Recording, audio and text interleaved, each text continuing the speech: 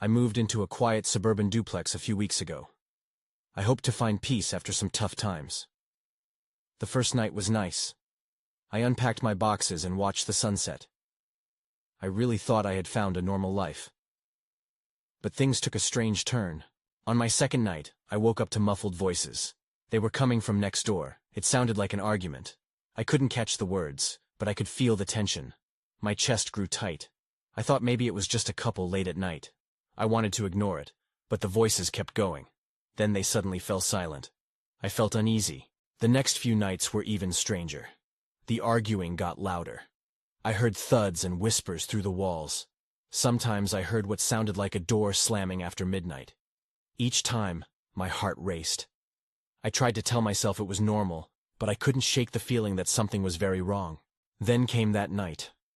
I woke up around 1 a.m. and caught a glimpse of my neighbor outside. He stood on his porch, staring at my window. A chill crept over me. I froze, not knowing what to do. He didn't move at all, just stood there like a statue. Finally, after what felt like forever, he went back inside. I thought about calling the police, but I didn't want to be dramatic. As the nights went on, things got worse. One evening, I heard whimpering sounds from next door. It mixed with soft crying. I sat up in bed, straining to listen, feeling like I was living in a horror movie. I wanted to think it was just a family issue, but something felt very off. The next morning, it was silent next door. I wanted to introduce myself, but nobody answered. I started questioning myself. Was I just overthinking it all? I thought about moving. What if I was crazy? Later that day, I heard a knock on my door. I opened it, but nobody was there, just empty air pressing in around me. That night, I heard the whimpers again, but closer this time. I turned, and there he was. He stood there in the shadows, staring right at me. I wanted to ask if he needed help, but before I could say anything, he whispered, "Why are you watching?" My stomach dropped. I felt frozen, almost trapped. I didn't know what to think. It was dark. My heart was pounding. I wanted to scream, but I couldn't find my voice. I just stood there, staring back at him. When he finally turned, it was like I could breathe again. But I didn't feel safe. I wanted to call someone, but I didn't know who to call. How could I explain? I wouldn't leave my apartment after that. I stayed shut in, listening to the silence around me. Each night, the whimpers echoed in my mind. I tried to block it out, but I never slept well again. The darkness felt heavy, and I knew something wasn't right. I still hear his whisper even now. "Why are you watching?" It lingers in my thoughts, making me feel more alone. I can't shake the feeling that something is wrong next door, and I don't know who to tell. I spent the next few days hiding in my apartment, pretending life was normal. I tried to distract myself with TV shows and books, but the sounds from next door haunted me. The whimpers continued. They seeped through the walls, mixing with the echoes of strange arguments and the slamming doors in the night. I could barely sleep, but the exhaustion made me numb. It felt like I was caught in a loop. Each night I would lay awake, staring at my ceiling while panic twisted in my gut.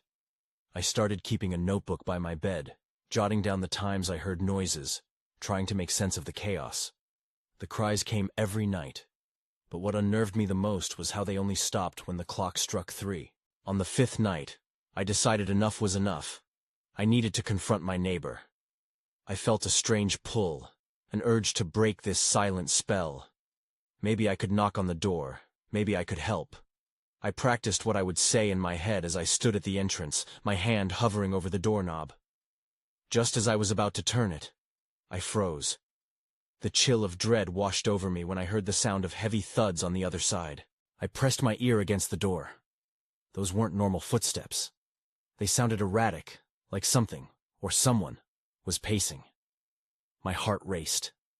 The noise increased and I stumbled back, unable to brace myself against what was happening. I had no idea what I was walking into. I turned on my heel and hurried to my apartment, locking the door behind me. The thuds faded into whispers, and I tried to convince myself this was just normal apartment life. But fear clawed at my mind. Maybe I was right all along. Something was wrong. The next day, I gathered the courage to step outside. I walked around the block, trying to breathe in the fresh air. I wanted to believe that this experience was getting to me, that I needed a break. As I rounded a corner, I saw him. My neighbor.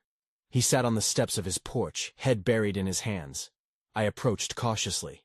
"Are you okay?" I asked, my voice shaky but sincere.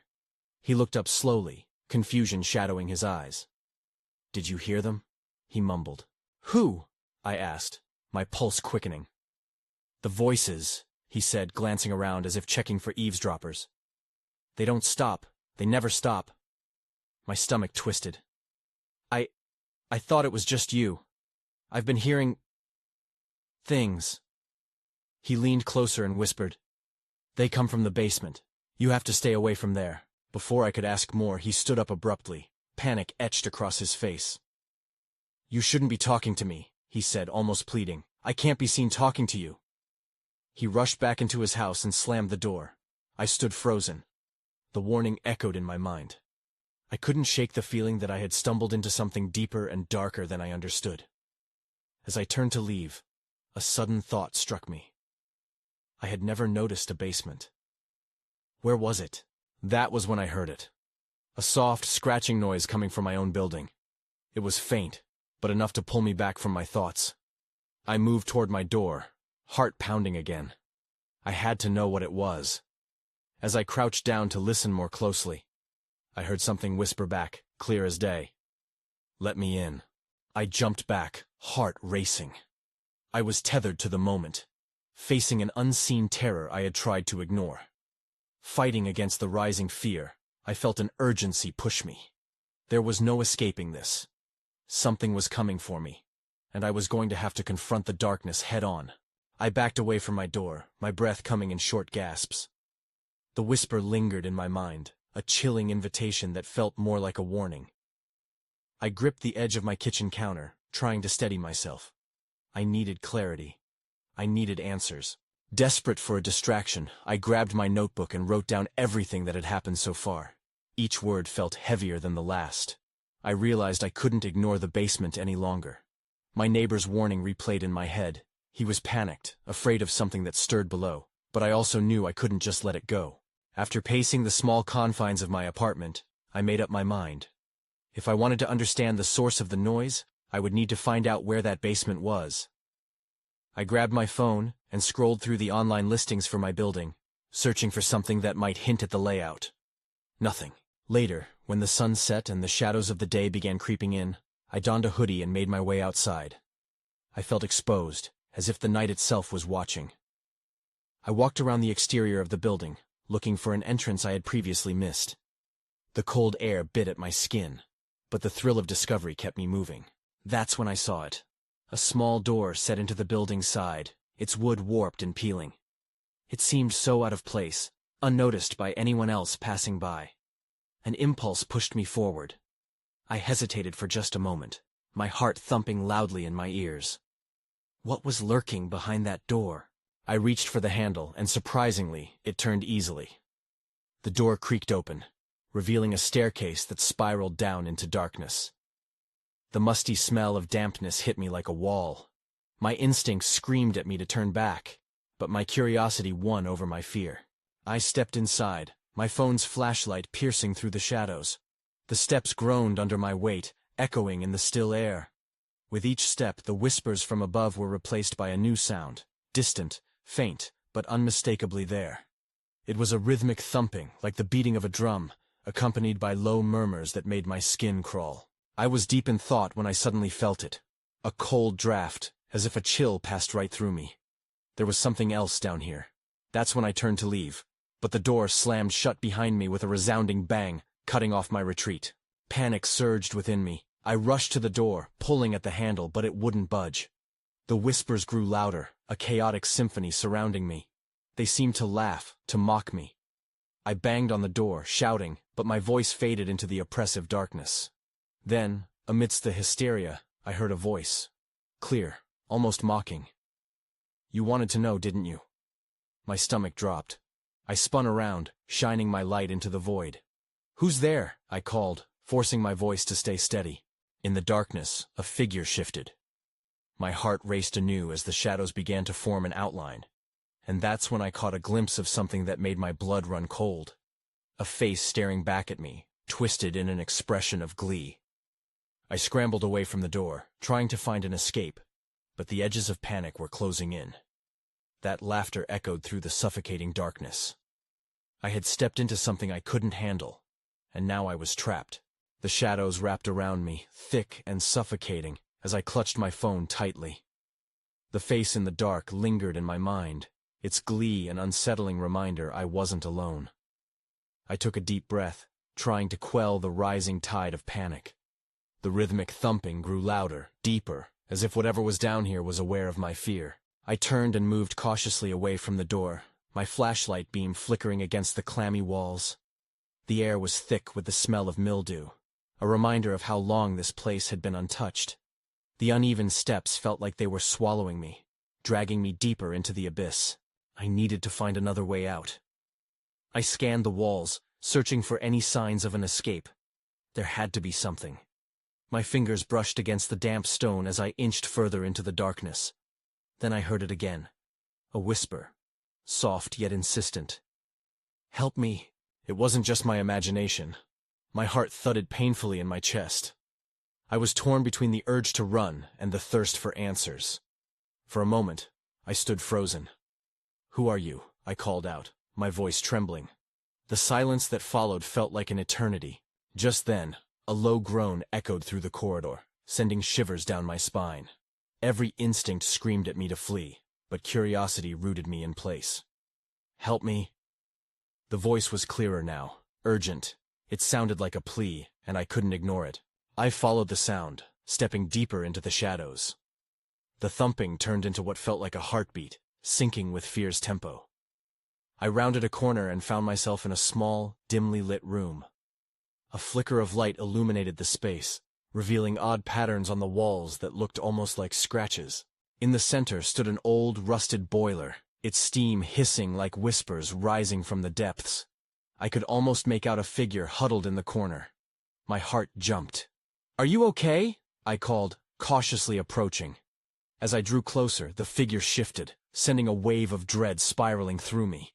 It was a young woman, her face pale and gaunt. She looked up, her eyes wide and wild. "You shouldn't have come here," she rasped, her voice hoarse. "They know. They're watching." I stopped in my tracks, searching her face for answers. "What do you mean? Who's watching?" I felt like I was in a nightmare I couldn't wake up from. Before she could respond, the whispers crescendoed, surrounding us. "It's too late," she said, her voice rising in urgency. "You have to leave. Now." Just then, I heard movement behind me. My gut twisted as I turned slowly, bracing for another encounter. I knew whatever had been teasing me in the dark was drawing closer. Suddenly, the door I had entered through flew open, light spilling into the room. I felt a pull, a force compelling me towards safety. Somehow, the woman's fear seemed to magnify mine.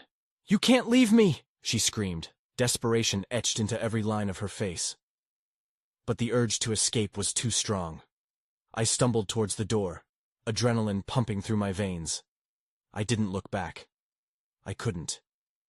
The laughter echoed again, intertwining with the pounding in my chest. As I raced up the steps, I could still hear her voice, pleading through the chaos. "Help me!" Something pulled at my mind as I burst out into the cold night air. I was outside again, gasping for breath, but I couldn't shake the feeling that things were far from over.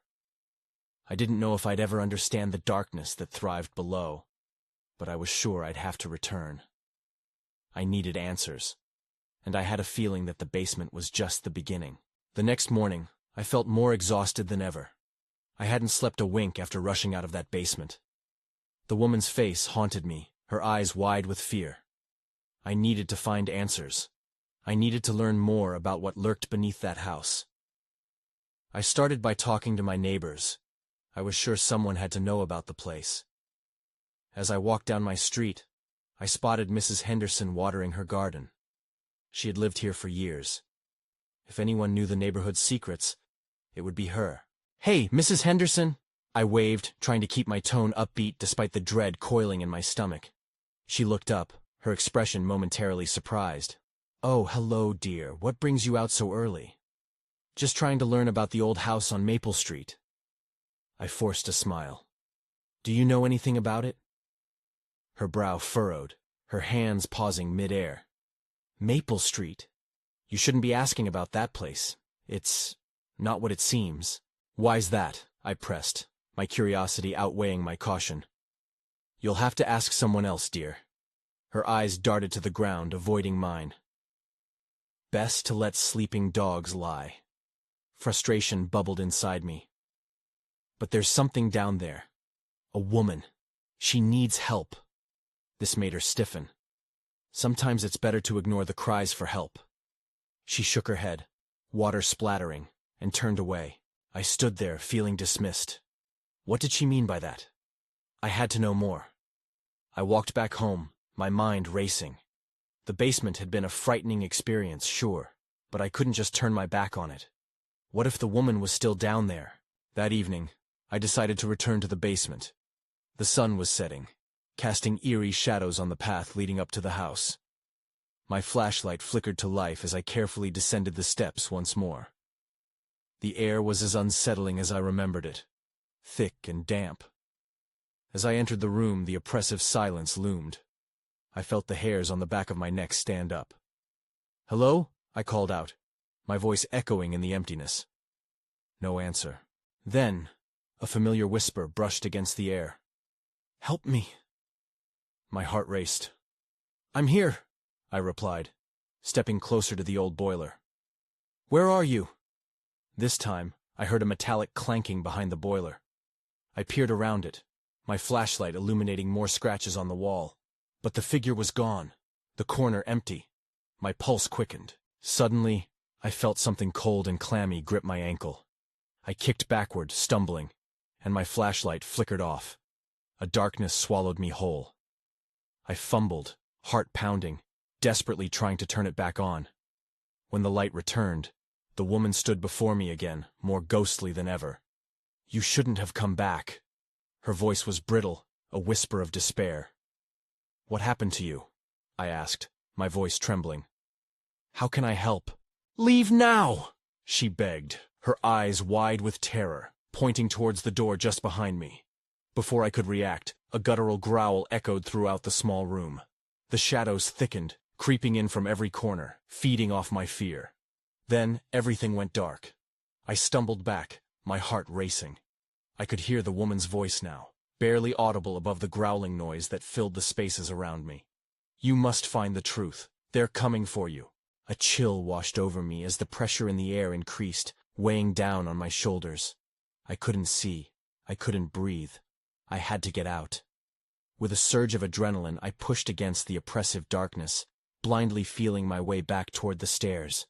The woman's warning lingered in my mind. What truth? And what was coming for me? As I reached the door, I burst through it, collapsing on the ground outside, gasping for air. But I couldn't shake the feeling that this was just the beginning. I had to uncover whatever dark secret resided beneath that old house. But more importantly, I had to figure out how to stay alive. The next day felt heavier than usual. I barely ate breakfast, my stomach in knots. The woman's face haunted my thoughts, and I couldn't ignore her warning. I needed to gather more information about the house, and the neighborhood felt like the best place to start. Maybe if I spoke to a few more people, someone would be willing to talk.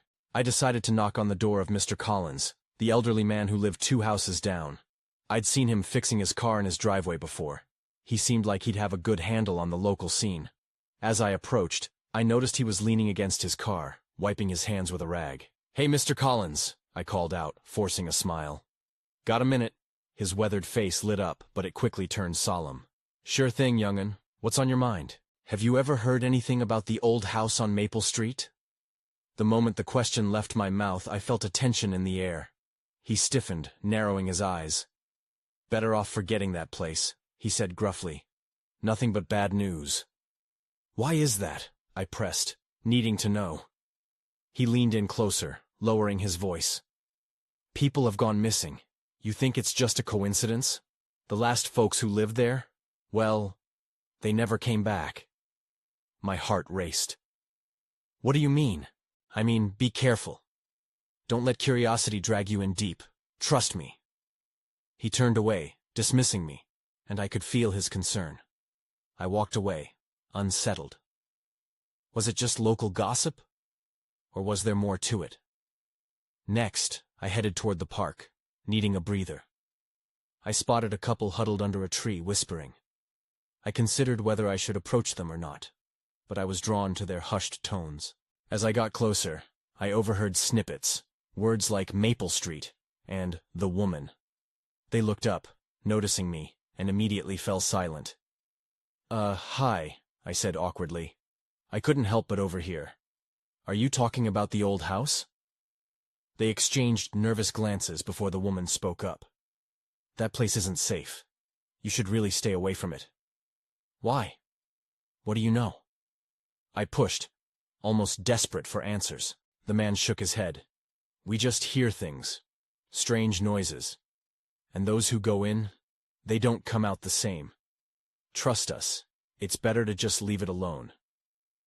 Their words echoed in my mind, and a sense of urgency washed over me. What were they hiding? As I made my way home, I found myself glancing back at the old house. The sun was setting again, casting long shadows that danced unnaturally. I felt a pull toward it, an urge I couldn't shake. I got home, feeling restless. That night, I couldn't sleep. The whispers of my neighbors echoed in my mind. Why wouldn't they just tell me the truth?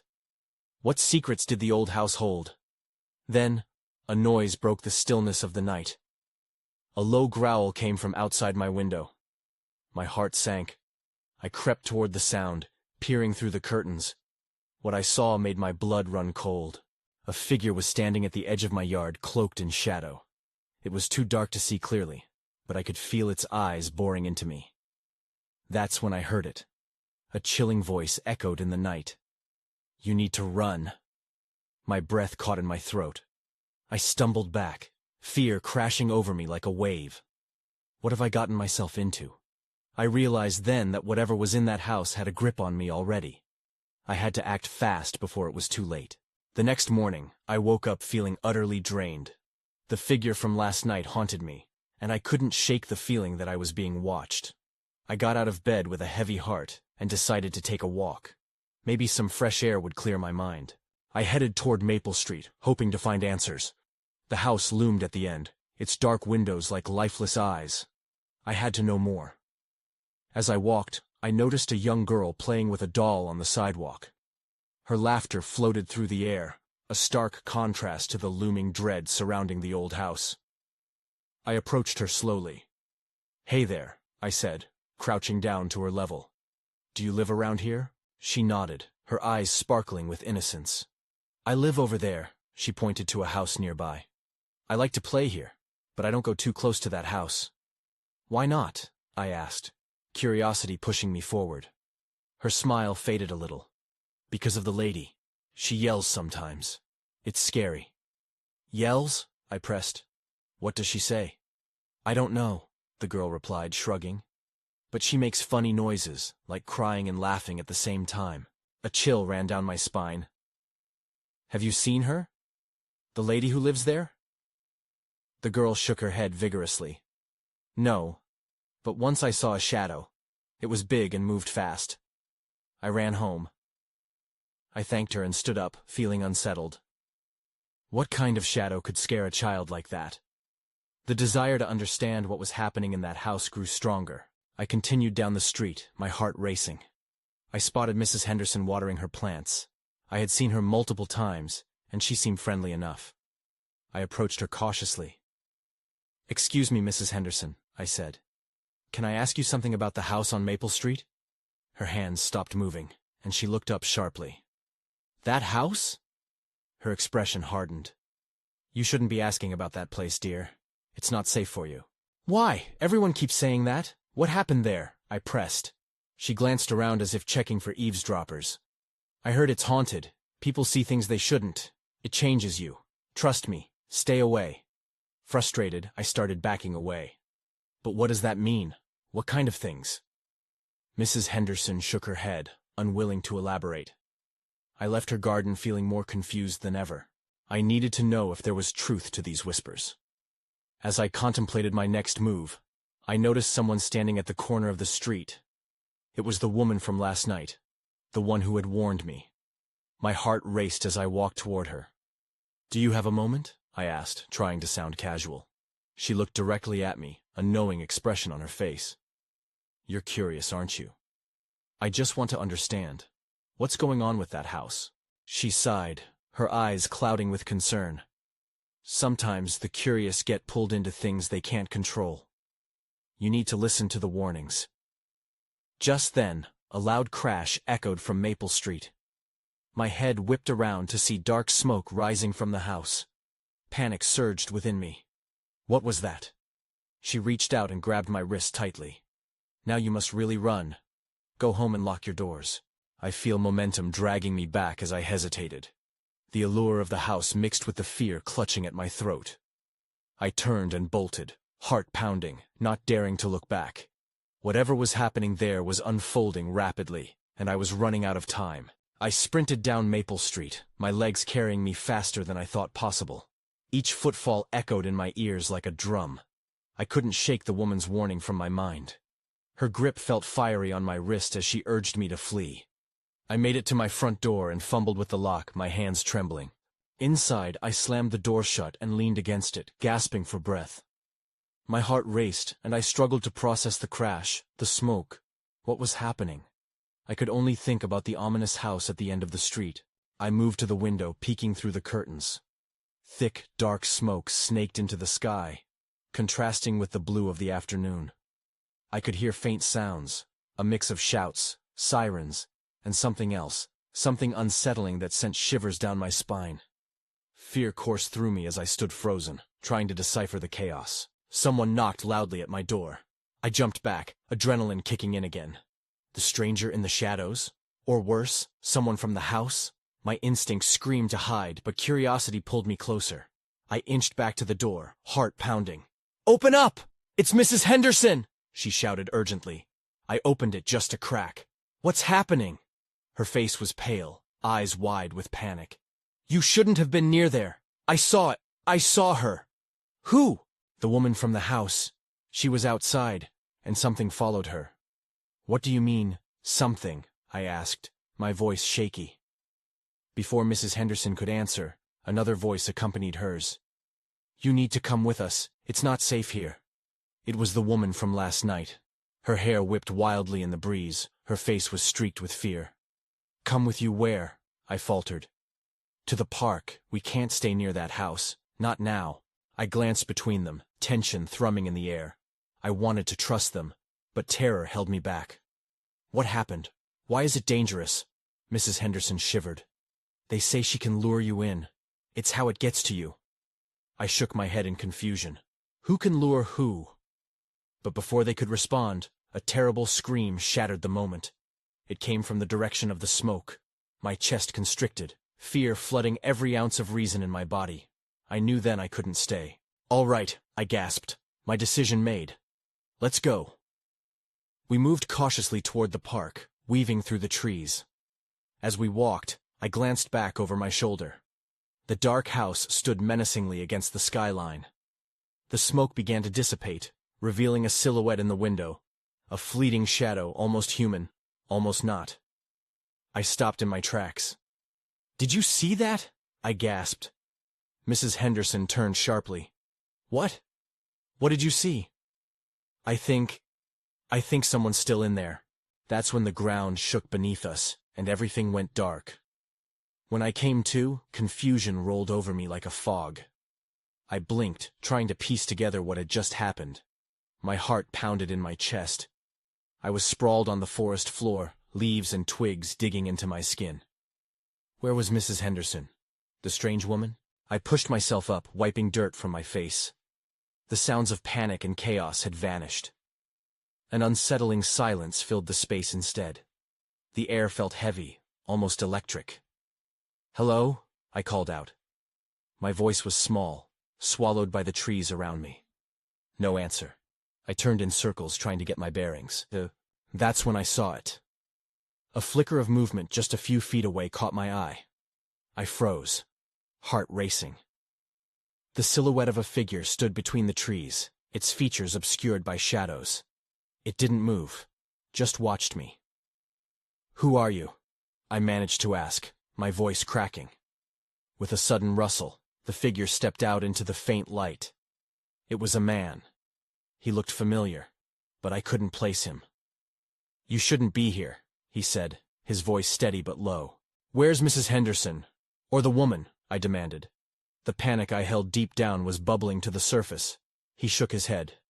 "It's not safe. You need to leave. Now." I glanced around, desperate to find a way back to normalcy. "Why? What's happening?" I stuttered, feeling a mix of anger and fear. "The house," he began, but then his voice trailed off, as if he suddenly remembered something urgent. "You need to go." Before I could respond, the ground trembled again, but this time more violently. I stumbled, catching myself against a tree. "What's wrong?" I yelled, panic echoing in my throat.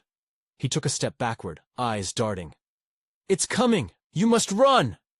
The ground split open with a thunderous crack, and something dark burst from the earth beneath us.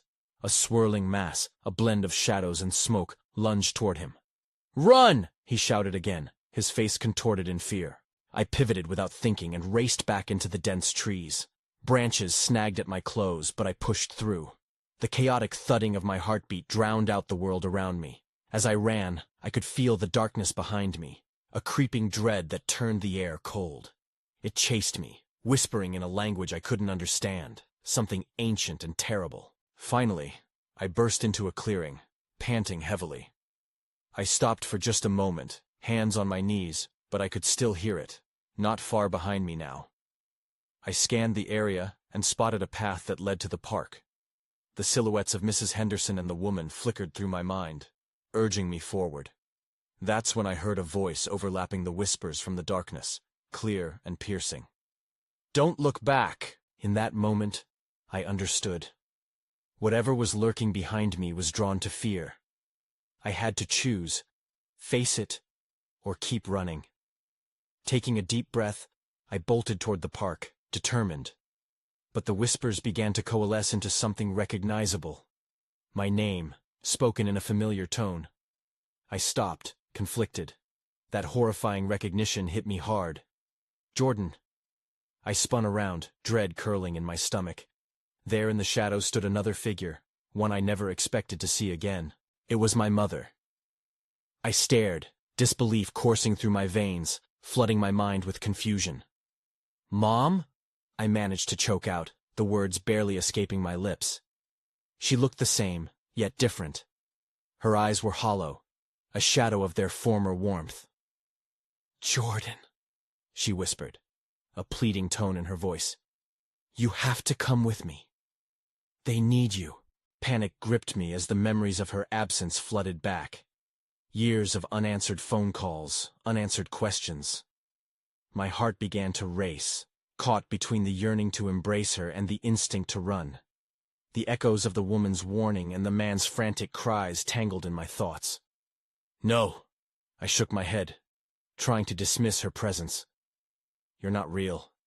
You can't be here." "Jordan!" Her voice grew more insistent.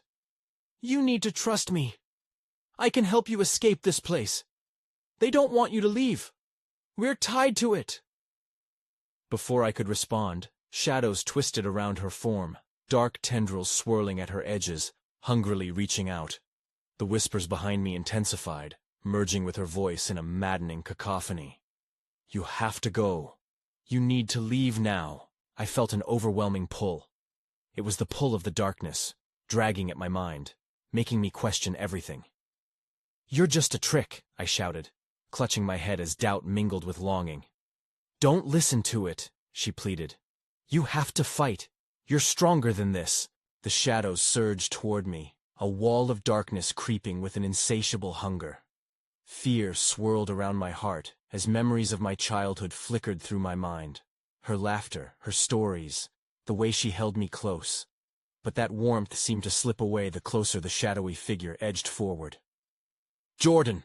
Mom screamed, suddenly breaking through the haze of whispers, her voice echoing with authority. "You must keep running. Trust your instincts." In that moment, Clarity struck like lightning. I turned on my heel, a surge of defiance pushing me forward. I dashed toward the path leading to the park, the urge to flee overpowering all else. The darkness screamed behind me, a rage I couldn't comprehend echoing in my ears as I sprinted away. I pushed through the trees, not daring to look back, but I could feel the cold closing in. Could sense the shadows clawing at my heels, desperate to ensnare me. I broke free into the open park, sunlight pouring down, illuminating the space with a soft glow. I stumbled to a stop, breathless. Scanning the area, I spotted Mrs. Henderson and the strange woman huddled in a corner, their faces stark with worry. "Jordan!" Mrs. Henderson called, her voice sharp. "Are you all right?" "Yes, I think I saw my—" "No time," the woman interrupted urgently. "You need to leave the area now. It's too strong." I hesitated, catching my breath. Deep down, I felt the tether to the shadows still gripping my mind, whispering into my thoughts like poison. My gaze drifted back toward the tree line, where shadows danced in the distance, waiting, watching. "Why won't it let me go?" I asked softly, dread pooling in my stomach. The woman exchanged a look with Mrs. Henderson, who threw a glance over her shoulder, panic etched across her face. "It feeds on doubt and despair," she said, stepping forward. "Only by confronting it can you break its hold. It knows your fears. It knows your pain." The shadows stirred again, restless, as if waiting for me to succumb to my instinctual fears. "But how?" I asked, voice trembling. "Stand your ground," the woman urged, eyes fierce. "Harness your strength. Remember who you are." It felt impossible, but I had no choice. Somehow, deep within me, I found a flicker of defiance, the strength of my past, and the truths I had buried. "I reject you!" I yelled into the air, facing the shaking shadows, no longer willing to be a prisoner. I felt the current of fear around me shift, changing from an oppressive weight into something more manageable. "I am not afraid," the shadows shrieked as if struck, and there was a moment of stillness. I could feel the tension dissolve, like air escaping a balloon. But I sensed deeper truths loomed beneath the surface, tangled complexities that would never truly be resolved. The darkness skewed and convulsed, clutching at the edges of my vision as I stood firm, every doubt and fear tugging at my resolve. But they didn't break me. I was more than the shadows wanted to believe. With a final surge, the shadows receded, swirling into the earth, the whispers finally fading into silence. Breathing heavily, I looked around the park, reality returning in waves as sunlight poured down. I had escaped the darkness for now, but as the shadows retreated, I caught a glimpse of my mother, her expression shifting from fear to sorrow, a look that said more than words could convey. "You have to know," she mouthed, before dissolving into the light. I looked back at Mrs. Henderson and the woman, but the urgency in their eyes indicated there was more left to uncover, more questions looming that would remain unanswered. And deep down, a disquieting thought slid through. I wasn't entirely sure if the darkness was really gone, or just waiting for the next moment of weakness to return. I had escaped, but I knew this wouldn't be the end. I moved away from the park, leaving the familiarity behind, but I couldn't escape the feeling that the questions would linger, binding me to the cryptic nature of that house and the truths buried beneath. I took one last glance over my shoulder before stepping into the unknown, uncertainty lingering in my heart. I had fought the shadows, but would they return? Would I ever truly be free? I guess for now, I would just have to wait and see.